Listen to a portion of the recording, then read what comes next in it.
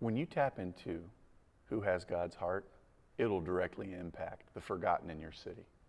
When we look at early church, when we look at Antioch, the people that had God's heart were the Gentiles. And so when we have a body of believers that begin to engage and directly witness to those that are Gentiles in that region, God begins to bless.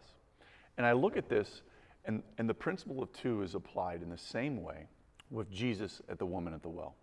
Jesus shows you his heart when he begins to engage the Samaritan woman at the well.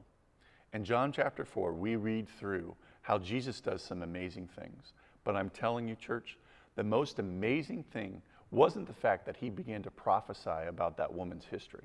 The most amazing thing is that he continued to demonstrate an inability to take offense. When I look across America right now, I see churches are desperately needed to show people, to model how to be like Christ. One of the best things you can do to an enemy is turn him into a friend.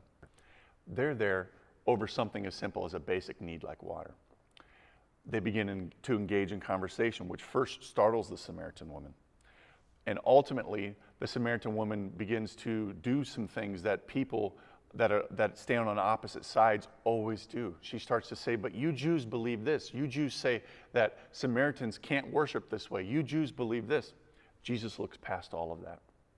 And what's funny is, as he begins to speak to the person, not the title of Samaritan, but he begins to engage the person, that person that's been forgotten in this town. Because let's not forget, she came to get water at the time of day when no one else would be there because of her sordid past.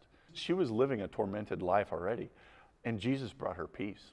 Jesus was tapping into the forgotten of that village. And as he began to acknowledge her, and all of a sudden those titles go away, like harlot, or fill in any other inappropriate comment you want about a woman of that time that is engaging in these types of relationships. And suddenly, the conversation shifts gears. And what happens is they begin to discuss the Messiah. Once that happens, she's not thinking about herself at all. In fact, we read there in John that she actually leaves her water jug and begins to go tell the very people that she was afraid to see. The people that she was afraid would make fun of her and persecute her, she leaves the well and begins to speak truth to them and say, come meet the Messiah. And here we're seeing God's principle of two take hold, but I want to show you something. Right now, the second person in this equation is Jesus. And there's a simple truth here, church. The closer your vision is connected to Jesus, the more impact it'll have. So as you can clearly see, there's untapped potential by reaching those that have been forgotten in your city, in your region, in your town. Jesus recognized this, and he shared that story.